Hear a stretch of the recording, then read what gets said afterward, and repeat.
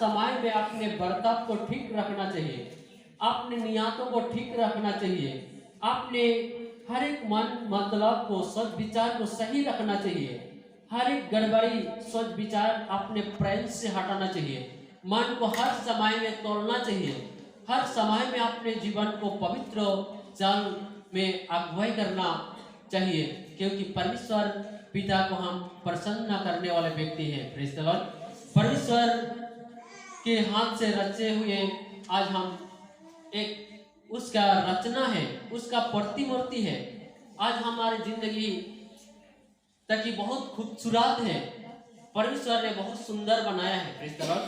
ताकि इसलिए हमें उसमें कोई भी ऐसा अपने जिंदगी में खुद ऐसे अपने जिंदगी को अशुद्ध करना, चाहे हमारे जिंदगी को कोई ऐसा नाश करने का कोई अधिकार नहीं है। जैसे वचन पहला कुरिन्थियों का वचन में कहा गया है 3:16-17 में, क्या तुम नहीं जानते क्योंकि तुम परमेश्वर के मंदिर हो और परमेश्वर का आत्मा तुम में बस करता है।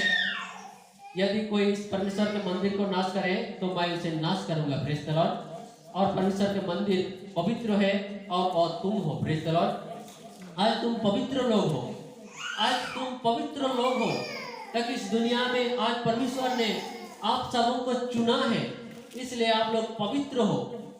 आज परमेश्वर पिता ने ऐसा ना सोचे मैं तो ऐसा हूँ ऐसा हूँ, मैं तो ऐसे गंदा आदमी हूँ, मैं तो बुरी आदमी हूँ, मैं तो ऐसा हूँ, मैं बुरी काम करूँगा, मैं गंदा काम करूँगा। Praise the Lord. ये आपका सोच विचार है, ये आपका ख्याल है, ये आपका ज्ञान बताता है, ये आपका विचार बताता है। लेकिन परमेश्वर जो पवित्र है, परमेश्वर ने तुझे प्रेम किया है, परमेश्वर ने तुझे बचाया है, परमेश्वर की जिंदगी, परमेश्वर ने तुझे जीवन दिया है। Praise the Lord. तो वो आपको पवित्र बनाता है। नहीं तो आपकी जिंदगी में क्या होते हैं, एक ऐसा कहावत मैं आप लोगों के बीच में ऐसे नीति वचन 5 अध्याय उसका 3 से 1 वचन को पाठ करूंगा। Praise the Lord. यहाँ व्यभिचारी लोगों के विषय में जो यहाँ वचन बताया है, नीति वचन उसका 5:3 से लेकर, प्रेज़ द लॉर्ड, 3 से लेकर, प्रेज़ द लॉर्ड, यहाँ एक से ही पढ़ देता हूँ। Praise the Lord. इस वचन को मैं आप लोगों को बताना चाहता हूँ। Praise the Lord. जितने व्यभिचारी लोग होते हैं दुनिया में और गंदा गंदा काम करने वाले लोग होते हैं, ताकि उनके जिंदगी और उनके लाज क्या होता है, इसे इस बात को मैं यहाँ से निकालना चाहता हूँ, आप लोगों को दिखाना चाहता हूँ।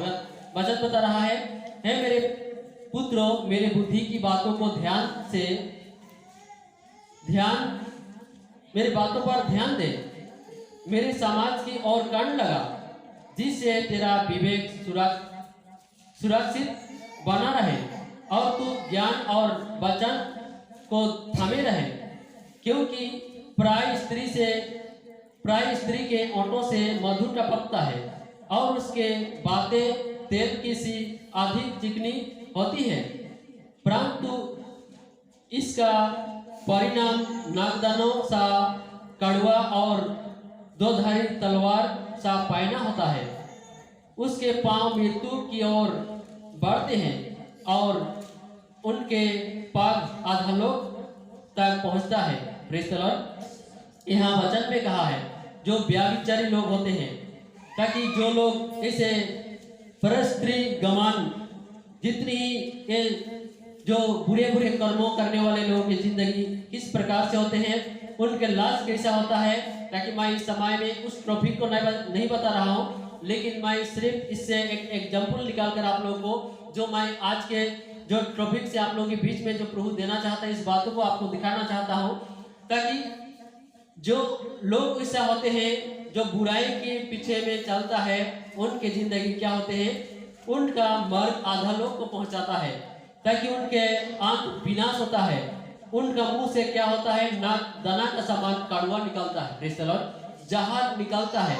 पहले तो उनके मुंह से क्या निकलता है, मधु जैसा, ऐसे मधु टपकता है। व्यभिचारी लोगों का मुंह से, ओंठों से मधु टपकता है। Praise the Lord. उनके मार्ग क्या होता है, विनाश हो जाता है, और नहीं जानता है मार्ग कहाँ जाएगा, उनका वो भविष्य नहीं जानते हैं, उनके जिंदगी में वो उसका ज्ञान ही नहीं है। आसानी में इसको पढ़ने से बहुत अच्छा से समझा दिया है, एक बार ही आपको समझ में आ जाएगा। Praise the Lord. इसलिए वचन में कहा है, मेरे पुत्रों मेरी बुद्धि की बातों पर ध्यान दे, मेरी समाज की ओर कान लगा, जिससे तेरा विवेक सुरक्षित बने रहे। Praise the Lord. इसलिए उस अच्छा ज्ञान को समझने के लिए हमारे प्रभु की वचन को हमें पढ़ना